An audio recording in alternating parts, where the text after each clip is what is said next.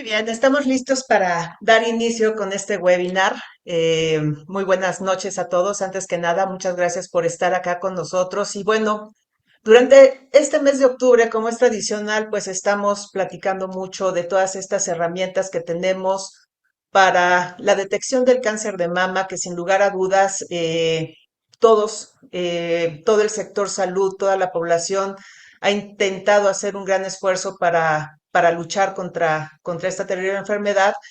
Y sin embargo, todavía nos falta un poco. Y lo bueno, quizás acá la buena noticia es que de pronto empezamos a tener nuevas herramientas disponibles que nos ayudan a hacer esta detección temprana. Y bueno, el día de hoy es un gusto nuevamente tenerte con nosotros, doctora María del Rocío Munive.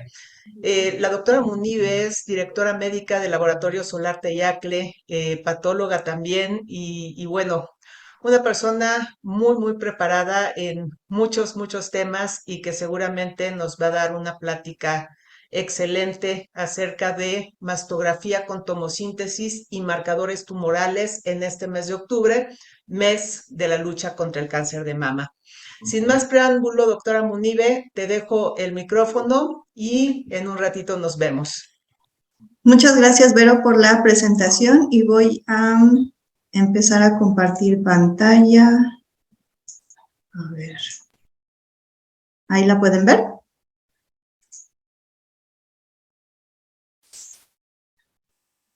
¿La ven, Vero? Perfecto, ahí la estamos viendo perfecto. Súper.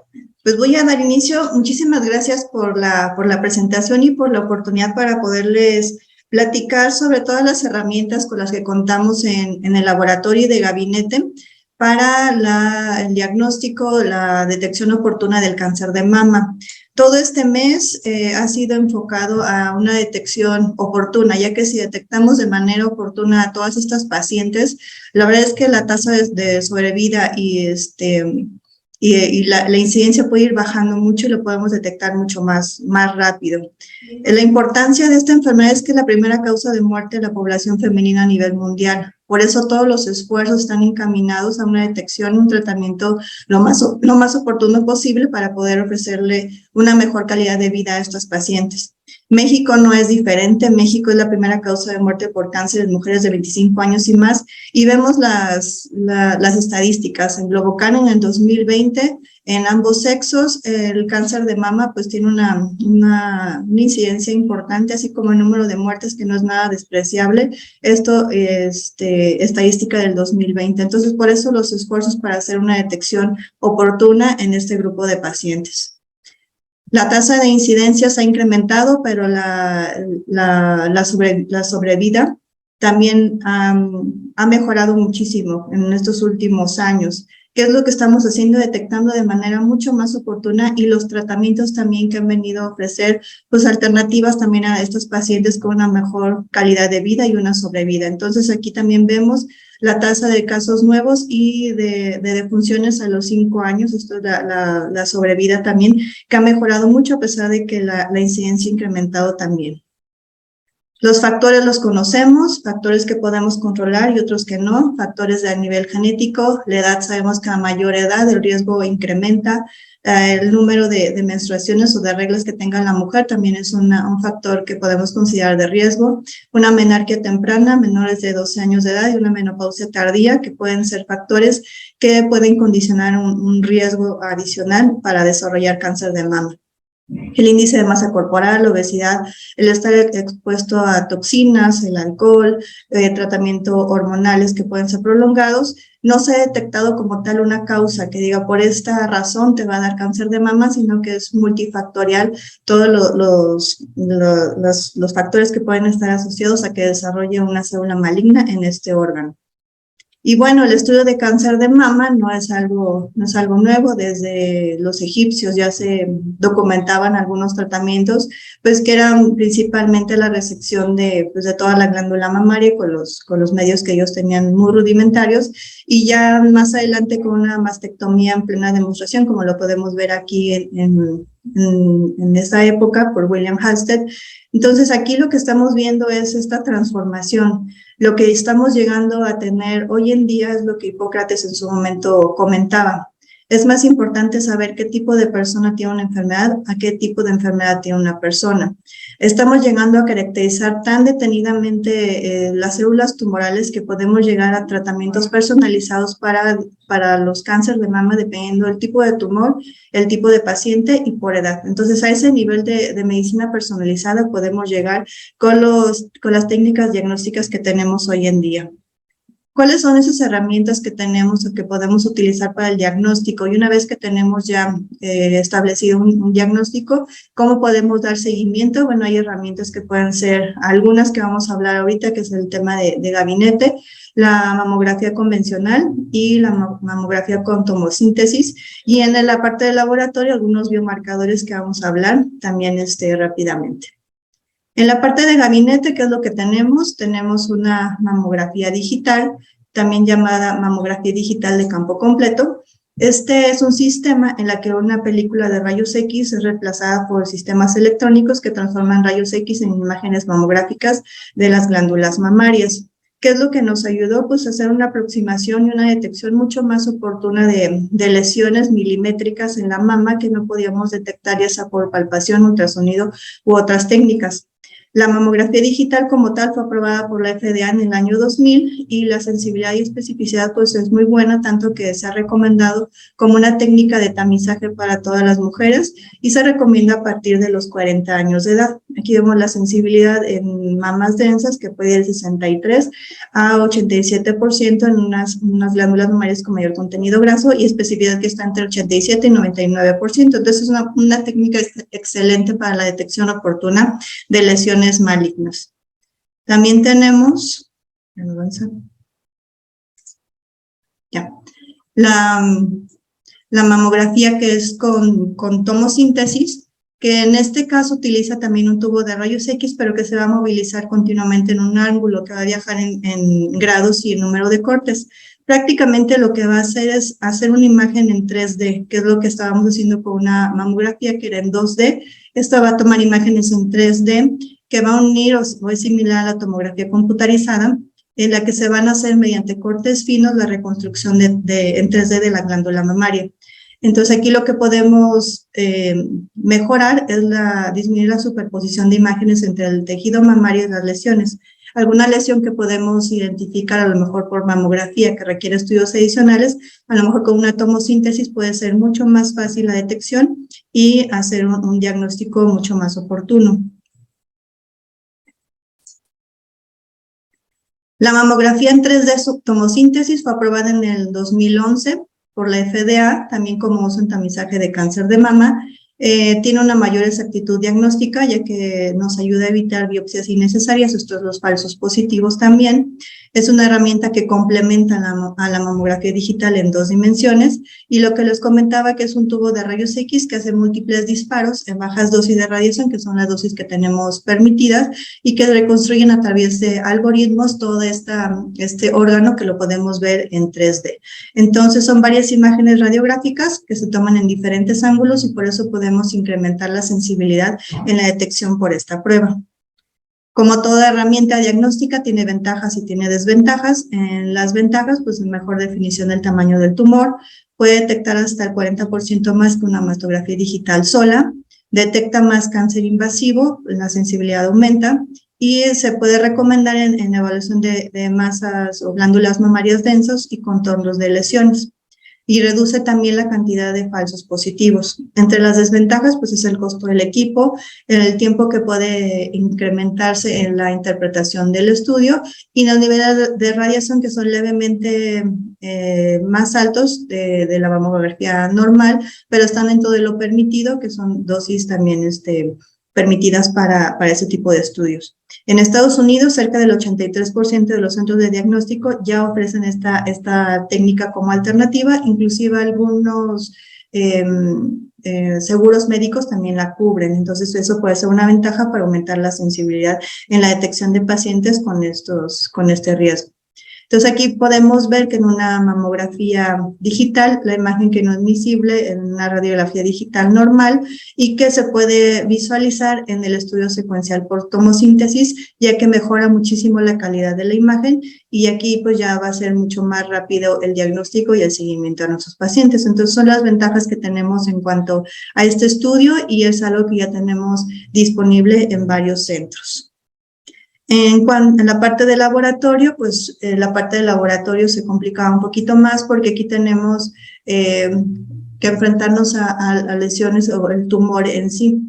Las células cancerosas tienen diferentes heterogeneidades o diferentes tipos de células que pueden variar dependiendo de la lesión metastásica, ya sea ganglios regionales, metástasis a distancia o células cancerígenas circulantes. Entonces, nos estamos enfrentando ahí a un tumor que es diferente en sí mismo, dentro del mismo tumor, entre los tumores que viajan entre el primario y el secundario y entre el número de pacientes, y es aquí donde entra también la medicina personalizada para poder tratar a los pacientes con los tumores que podemos ir detectando.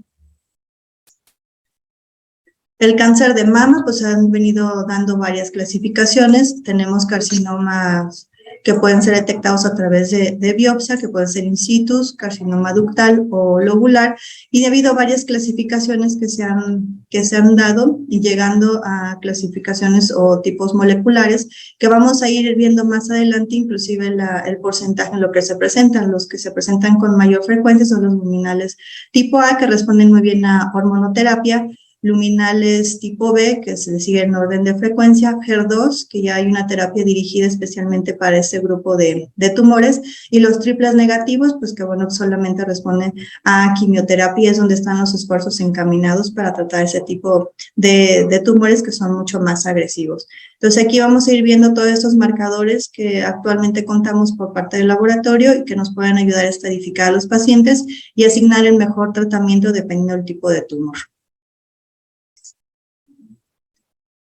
Y para empezar, pues bueno, que es un biomarcador, es cualquier sustancia, estructura o proceso que puede medirse en el cuerpo, los productos del mismo, que puede influir o predecir la incidencia o evolución de una enfermedad. Esa es la definición de la Organización Mundial de la Salud. Idealmente, un biomarcador o un marcador tumoral debe tener la capacidad absoluta para identificar sanos de enfermos. Eso es el biomarcador ideal. No tenemos alguno ahorita que sea totalmente sensible y específico, pero nos podemos acercar mucho a biomarcadores que nos apoyan mucho para estrategias en el tratamiento. Se estima que solo el 0.1% de todos los biomarcadores que se estudian se van a implementar con éxito a nivel clínico. Y hay que tener mucho cuidado en correlacionar mucho el fenotipo clínico y con el resultado terapéutico esperado. Entonces, eso es lo que estamos buscando, que principalmente estos biomarcadores los ayudan mucho con el tratamiento. ¿Para qué nos sirve? Para detectar, diagnosticar, tratar, predecir y pronosticar la evolución del cáncer. Hay varios tipos de biomarcadores, los podemos englobar en biomarcadores de diagnóstico, quienes padecen la enfermedad, los que van a ser predictivos, que van a predecir la respuesta a los tratamientos, y que van a ser algunos de pronóstico, que es la probabilidad de que se presente algún evento clínico, se lleve a cabo alguna recaída o evolución de la misma enfermedad. Algunos biomarcadores pueden ser proteínas, pueden ser ácidos nucleicos o pueden ser productos del metabolito de estas células. Entonces, esos biomarcadores son los que vamos a ir estudiando y muchos de ellos nos van a dar información muy importante acerca de los tumores. Pues vemos a la célula de la glándula mamaria, vemos algunos biomarcadores que están marcados ahí, que pueden ser receptores estrógenos, receptores de progesterona, receptores CER2, inclusive podemos llegar a los genes que están relacionados a proliferación celular. Con esto también se han hecho esfuerzos para establecer el pronóstico de estas pacientes y cómo van a responder a la quimioterapia. Tenemos también marcadores séricos que van a ser mucho más para seguimiento, más que para diagnóstico, como es el CA15-3 y CA27-29 y carcinoma embrionario. Entonces podemos ver que hay marcadores séricos en tejido y marcadores genéticos que ya actualmente contamos con esas herramientas para ofrecer a estas pacientes. Vamos a empezar con el antígeno carcinoma embrionario. El antígeno carcinoma embrionario, pues como sabemos, no es un marcador tumoral específico, se puede elevar en varios varias neoplasias también, como cáncer de colon, de tiroides, de mama, del tracto digestivo, de hígado, ovario y pulmón, inclusive en algunas neoplasias benignas de mama y en estados como tabaquismo. Para interpretarlo nunca debe de ser solo, siempre se recomienda analizar con otros marcadores como el CA15-3 y pues no se debe de utilizar este como una prueba de tamizaje para saber si la paciente tiene o no algún tipo de cáncer. Es método dependiente, así que si a un paciente le recomendamos que se haga un marcador con alguna plataforma, en algún laboratorio, debe de seguirse haciendo el mismo estudio en ese centro, ya que puede cambiar muchísimo por el método en el que se está procesando. Y sus elevaciones se han asociado mucho con el tamaño, directamente con el tamaño del tumor, tanto en el primario como en el metastásico. Entonces, este tipo de lesiones que se eleva el marcador tumoral están asociados a un pronóstico malo, un peor pronóstico. Y bueno, ¿cómo se puede utilizar? Para el tamizaje, como vemos, la sensibilidad es baja, la especificidad puede ser un poquito alta, y para detección puede detectar de 1 de cada 125 mujeres, entonces no se recomienda como tal, como un método de tamizaje, más bien como un método de monitorización de enfermedad metastásica, que es para lo que se ha utilizado mucho, y medir, estar revisando sus niveles. En cuanto al diagnóstico diferencial, bueno, tiene baja sensibilidad para tumores pequeños y no identifica en etapas tempranas las lesiones. Y va a aumentar, hay que tenerlo en consideración, hasta un 20% en enfermedades de mama benignas. Entonces hay que tener también cuidado en cuanto a la interpretación. En cuanto a su pronóstico, su uso en pronósticos, bueno, es controvertido, y vigilancia de recaídas también se puede ocupar, pero también tiene que ver mucho la correlación clínica. Las elevaciones del 100% del valor del tumor, del marcador con respecto a la basal, habla de un 40% de probabilidades de actividad metastásica o de recurrencia. Entonces, esto es como se debe de utilizar este marcador tumoral, y está relacionado con la extensión de la enfermedad y con lo mismo con el pronóstico. El otro marcador que tenemos es el CA15-3, que también no es específico, ya sé que puede elevar enfermedades que son benignas también de la mama, en hepatitis aguda, crónica, cirrosis, otro tipo de neoplasias como colorectal, páncreas, ovario, en tumores del tracto genitourinario y cáncer de pulmón. Entonces también hay que tener cuidado en cuanto a la interpretación. En cáncer de mama se encuentra elevado en el 73% de enfermedad metastásica, por ejemplo, se puede ver hasta el 50% en metástasis locales, en 79% en metástasis óseas y en 83% en hepáticas, y niveles mayores de 30 unidades por mililitro están vinculados con una supervivencia global menor. Entonces, a mayor elevación, pues el pronóstico puede ser malo. No tiene relación, como pasó en el anterior marcador tumoral, con el tamaño del tumor, ni el estado ganglionar, ni con la edad. Está elevado en 29% de pacientes con cáncer de mama primario, y valores inclusive mayores a 22 se pueden observar en 9.4 pacientes, 4% de controles normales. Entonces, este es un marcador tumoral que está asociado a una glucoproteína semejante a mucina y que nos puede ayudar también como parte del seguimiento. Y si se utiliza en un punto de corte mayor de 30 y existe una elevación de 100% con respecto a la basal, se documenta una sensibilidad hasta el 60%, especificidad del 91% para enfermedad metastásica o recurrente. Entonces, para eso estamos ocupando sobre todo esos marcadores tumorales, que es muy similar o lo podemos equiparar al 27-29. En conjunto, los dos biomarcadores han demostrado que la determinación en serie de ambos durante el seguimiento postoperatorio en pacientes con cáncer de mama es de utilidad para la detección precoz de alguna recidiva preclínica o alguna metástasis. Y los niveles de ambos pueden utilizarse para predecir la respuesta a la quimioterapia en pacientes con cáncer de mama metastásico. Entonces, es recomendable hacer seguimientos y tener siempre una basal cuando se van a ocupar con este tipo de pacientes. Ahora, otros biomarcadores que tenemos, pues es muy conocido la parte de la biopsia o de anatomía patológica, en donde el tamaño tumoral, el tipo histológico, el grado histológico, el número de ganglios que están afectados, los receptores hormonales y otros marcadores como HER2 y el Ki-67 nos van a poder ayudar a clasificar los tumores, dependiendo también por inmunohistoquímica, el luminal A, B, tipo HER y triple negativo. Entonces, aquí dependiendo del marcador que esté presente o no, se va a poder hacer alguna clasificación, y dependiendo de la clasificación en la que entre, va a ser o no respondedor a tratamiento hormonal, quimioterapia u otros. Entonces, el tipo histológico, hay varias recomendaciones, seguido como el grado histológico, que nos van a ayudar sobre todo a homologar los criterios y para poder saber cómo hacer el tratamiento y seguimiento de las pacientes. Aquí vemos, por ejemplo, un subtipo histológico que puede ser también ductal o lobulillar, un cáncer que puede ser preinvasivo o invasivo que se presenta en el 75%. Entonces, aquí nos van a ayudar sobre todo a hacer una clasificación fenotípica del tumor y los subtipos moleculares que van a ir desde el triple negativo, luminal A, B y HER2, que también van a variar en porcentaje y van a ayudarnos sobre todo a decidir qué terapia es el que va a seguir, le conviene más al paciente. Estamos hablando ya en este caso de medicina personalizada. Entonces, como podemos ver, el grado histológico es mayor en los triple negativo y va bajando mucho al luminal tipo A. Igualmente, el pronóstico es pobre en el triple negativo y les da mucho mejor a los tipos luminal A.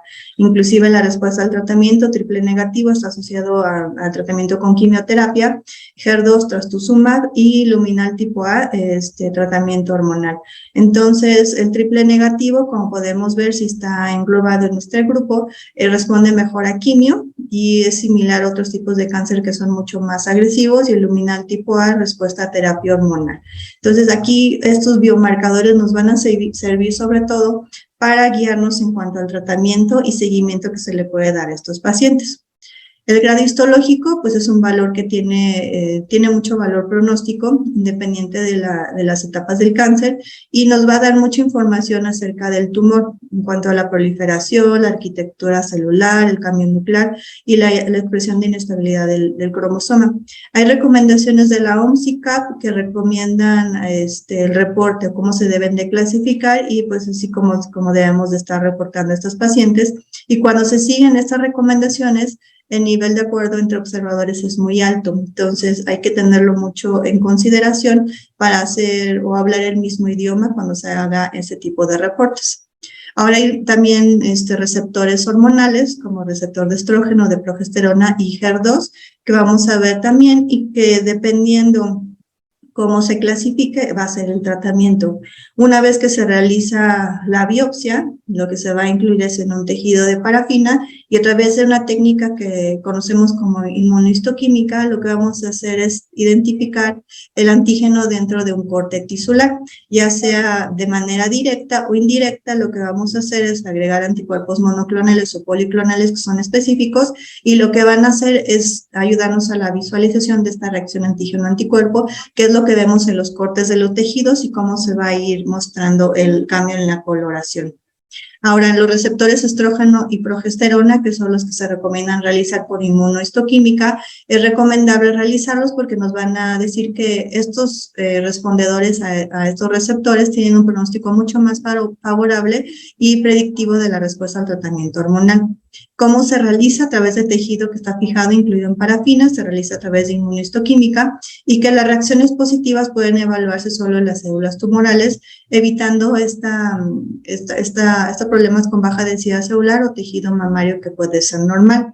Los puntos de corte ya están establecidos, mayor o igual a 1% de todos los núcleos positivos, y en el reporte se recomienda incluir el tipo de anticuerpo que se utilizó, así como el porcentaje de células positivas. Hay varios score o tablas, por ejemplo, de ALRED, que recomienda reportar con un score de 0 a 5 el porcentaje de positividad nuclear o también reportar la intensidad y con eso nos van a dar ciertos valores para poder dar seguimiento a estos receptores. Ahora bien, hay diferencias en cuanto al receptor de estrógeno y receptor de progesterona. El receptor de estrógeno pues, se ha expresado en el 70-75% de todos los carcinomas de mama invasivos. Ambos tienen buen factor pronóstico y predictivo y pues nos va a guiar también al tratamiento que puede ser a través de receptores de estrógeno o inhibidores de aromatasa. Estos tipos de receptores pueden verse en carcinomas avanzados, en respuesta a terapia y en 20% de ellas para estabilización de la enfermedad. Cuando se toman en cuenta, reduce el riesgo de recurrencia 50% del carcinoma ductal in situ. Para receptores de progesterona también se puede visualizar en el 60-70% del carcinoma ductal invasivo y en algunos casos la correlación con estrógenos y receptores de estrógenos es alta. En casos muy bajitos, por ejemplo, el 10% pueden ser receptores de progesterona negativos y en estos casos el riesgo de recurrencia aumenta. Un 5% pueden ser progesterona positivos y estrógenos negativos y tienen un pronóstico que es similar cuando ambos marcadores están positivos. Cuando se tienen bajos niveles de marcadores de progesterona, las implicaciones pronósticas pueden ser negativas porque se puede ser un pobre respondedor a tratamiento hormonal. O es un marcador de pronóstico y un marcador cuando tiene el estrógeno positivo, tiene mejor pronóstico y menor riesgo de recaída. Entonces hay que saber identificarlos para poder dar tratamiento. Hay otro marcador, es el Ki-67, igualmente a través de inmunohistoquímica en el corte que vemos del tumor o del tejido, nos va a indicar la actividad proliferativa y ayuda a distinguir grupos de riesgo que son positivos para estrógenos y receptores de estrógeno y de progesterona, aunque no hay un acuerdo absoluto en cuanto a los puntos de corte. El punto de corte crítico que se ha documentado puede ser del 10 al 20%, y el punto de corte mayor de 20 nos puede ayudar a hacer la diferenciación entre el luminal A y B. Cuando se tiene un punto mayor a 25%, se han asociado a un peor pronóstico, y cuando tiene a menor de 10%, estamos hablando de una baja actividad de proliferación y mayor de 30, una alta actividad de proliferación. ¿Qué es lo que hace falta con estos marcadores? Pues es la estandarización del reporte, inclusive de cómo se está realizando, y su validez es comparable con los análisis de expresión génica. Lo que vamos a ver adelante se han correlacionado mucho con este biomarcador. Algunas asociaciones no recomiendan su uso para agregar tratamientos adyuvantes, pero bueno, es recomendable también que se haga o que se busque este biomarcador en los reportes de biopsias. Hay otro marcador que es el receptor HER2, también es un biomarcador predictivo y de pronóstico y forma parte de la familia de los receptores del factor de crecimiento epidérmico y nos va a ayudar mucho para ver la parte de proliferación celular. Desde el 87 estaba documentado que este tipo de tumor era un subtipo biológico altamente agresivo. A partir del 98, con la aprobación de trastuzumab, cambió el curso terapéutico de estos pacientes y el pronóstico pues mejoró muchísimo con esta terapia anti-HER2 para mejorar la supervivencia de la enfermedad metastásica en estos pacientes. Puede encontrarse hasta en el 15 a 20% de tumores de mama y se realiza por varias técnicas que puede ser inmunohistoquímica, por HISH, FISH o cualquier otro método de prueba es válido, siempre y cuando esté estandarizada y de acuerdo a las recomendaciones del fabricante y esté respaldada por un buen control de calidad externo. Está aprobado con algunas guías internacionales que recomiendan y dan las pautas para poderlo realizar en los laboratorios. Cuando por inmunohistoquímica los receptores están entre 0 y 1, el cáncer se considera HER2 negativo y estos tipos de tumores no responden al tratamiento con medicamentos que tienen HER2 como blanco.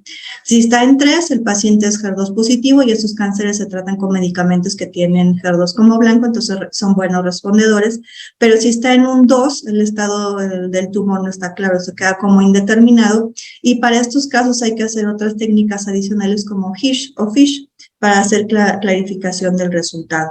Entonces tenemos aquí este cuadrito donde principalmente los indeterminados, que son 2 cruces, aquí hay que hacer otro tratamiento con otra técnica, donde tenemos que ver a través de otro método si amplifica o no este receptor. Entonces lo vamos a ver aquí como indeterminado y hay varias guías que recomiendan cómo hacer la interpretación, inclusive cómo hacer la lectura, y se recomienda que se realice en pocos centros y que el personal que lo realiza sea un personal altamente capacitado y entrenado en la interpretación de este tipo de estudios que son de alta especialidad. Entonces, como podemos ver a través de inmunohistoquímica, podemos ver la expresión de la proteína. A través del FISH o SISH podemos ver la copia o las alteraciones en los genes. Inclusive podemos hasta cuantificarlos y también podemos hacer a través de PCR en tiempo real la expresión, ¿no? Entonces hay varias formas de cuantificarlo y las guías recomiendan que si es indeterminado se haga con otro tipo de estudio adicional. Hay plataformas genéticas también, estamos llegando hasta ese nivel de genes en los tumores y lo que van a hacer es evaluar el riesgo de recurrencia. Van a diferir muchísimo en cuanto al método en que se realicen, los genes que van a estudiar, las variables que incluyen y cómo van a estratificar el grupo de riesgo. Esta es la primera clasificación que se hizo en Perú, que se publicó en la revista Nature en el 2000 y habla de esta clasificación ya a nivel genética, no tanto a nivel del fenotipo, sino a través de los genes que se identificaron y cómo se están asociando dependiendo del tipo de tumor. Inclusive un mismo paciente puede ser clasificado en diferentes categorías dependiendo de la plataforma. Entonces es importante saber qué plataforma es la que se va a utilizar y tener en cuenta todas las recomendaciones que hacen estas guías internacionales. Entonces vemos que hay varios subtipos moleculares que a través de marcadores genéticos podemos ir clasificando. Y pues bueno, subtipo molecular que la OMS también nos ha hecho esas recomendaciones para el pronóstico y para nuestro seguimiento. Tenemos algunos marcadores genéticos, que es muy conocido, el BRCA1 y el BRCA2, que desde el 95 una gran proporción de estos casos son atribuibles a estas mutaciones. Del 5 al 10% se asocian a esta mutación en estos genes que son genes supresores y pues que van a mantener la estabilidad del ADN y cuando hay alguna alteración genética, alguna mutación, pues este gen no va a funcionar de la manera correcta y no va a prevenir el crecimiento celular descontrolado. Entonces vemos a pacientes que no tienen la mutación, pues el riesgo de probabilidad de cáncer a los 70 años pues va a ser bajo, del 12%. Cuando empiezan con la mutación en BRCA1, pues aumenta hasta un 65% y en el BRCA2 hasta un 45%. Entonces aquí podemos ver la utilidad de hacer este tamizaje en pacientes que son grupos de riesgo. El BRCA1 que se codifica en el cromosoma 17 y el BRCA2 en el cromosoma 13, pues vemos la cantidad de todo el pastel que pueden ser atribuibles a una alteración genética y vemos que la mayoría pues siguen siendo casos esporádicos, un poco menos el familiar y el hereditario pues es del 5 al 10%. Entonces van a explicar casi un 25% del total de todos estos cánceres que son atribuidos a mutaciones hereditarias y se estima que una de cada 500 mujeres puede ser portadora de alguna mutación en estos dos genes. Entonces es importante tenerlo también en consideración para brindar asesoría genética. Después de haber hecho este estudio genético en más de 1 millón de pacientes con cáncer de mama, se ha detectado más de 1.800 mutaciones en el BRCA1 y alrededor de 2.000 en el BRCA2. Entonces vemos aquí todas las mutaciones que se han identificado y qué es lo que se van a estar buscando a través de plataformas genéticas para poderles brindar asesoría a las pacientes. El BRCA1 se ha asociado a tumores de alto grado y respuesta o receptores hormonales negativos, el BRCA2 a tumores de grado intermedio y receptor hormonal positivo, y tenemos otros genes que también se han puesto en plataformas genéticas o en paneles genéticos para poder estudiar esta asociación. Entonces vemos que el fenotipo del BRCA1 es asociado a carcinoma ductal, BRCA2 también a carcinoma ductal, medular, lobulillar, y vemos que en el BRCA el carcinoma in situ pues es común. El grado más alto se observa en mutaciones de BRCA1, los receptores de estrógeno también más presentes en el BRCA2, y vemos aquí estos marcadores que se han asociado ya, más bien un marcador genético y un fenotípico, que es lo que teníamos anteriormente. ¿Cómo se hace esta determinación? A través de secuenciaciones genéticas, a través de secuenciación de Sanger y otras tecnologías que podemos empezar a ocupar para poder hacer esta identificación de genes que tienen alguna alteración o mutación. ¿Cómo se interpretan estos resultados? Cuando no se detecta mutación alguna en los genes, pues la persona no es portadora y su riesgo va a ser igual a la población en general. Si se detecta alguna mutación, puede ser alguna variante benigna, puede ser alguna variante de significado incierto, alguna variable que sea probablemente patogénica y las patogénicas. Entonces, aquí en el informe se van a hacer recomendaciones a seguimiento, qué es lo que se encontró de la paciente y qué variantes se pudieron haber encontrado y van a ir con su recomendación. Y las plataformas genéticas, pues son pruebas de expresión genética que van a ayudarnos a evaluar y pronosticar el riesgo de recidivo o mortalidad en pacientes con estadios tempranos de cáncer de mama. Nos van a ayudar sobre todo a la evaluación del pronóstico de la enfermedad, la predicción de respuesta a un determinado tratamiento. Y como podemos ver, hay varios paneles o varias plataformas. Los que salieron primero, por ejemplo, fue el Oncotype y MammaPrint. Siguieron los de Prosigna y EndoPredict, que pueden considerarse como de segunda generación, y las guías, dependiendo, por ejemplo, la Sociedad Americana de Oncología, qué es lo que están ellos recomendando y cómo lo ven ellos en cuanto a su nivel de evidencia y de recomendación. Entonces, son varias plataformas y, por ejemplo, también difieren el número de genes que están ellos monitoreando. Por ejemplo, en Oncotype ven hasta 21 genes, en MammaPrint 70 genes, y por ejemplo, Prosigna y EndoPredict lo que van a hacer es combinar esta expresión genética con otros parámetros clínicos patológicos, como puede ser el radiohistológico, la afectación ganglionar, y van a hacer ellos también su estadificación y van a hacer recomendaciones o este riesgo de reponencia o el riesgo que ellos ponen para 5 años, por ejemplo. Aquí algunas recomendaciones que se han realizado, por ejemplo, pronóstico, si nos sirve el Oncotype, si puede ser a 5 años, está recomendable, a 10 años no, y la quimioterapia, si puede ser de beneficio en cuanto a la predicción, por ejemplo, Oncotype, en las guías ASCO del 2016, ellos recomiendan que sí. Y pues bueno, aquí son varias las guías y cómo se pueden ir ocupando. Por ejemplo, Prosigna se recomienda también su evaluación pronóstica a 10 años y pues dependiendo también la guía clínica que se esté manejando, pues va a ser el nivel de recomendación que se tenga. Pues bueno, eso es todo el día de hoy. La verdad es que agradecemos mucho la asistencia.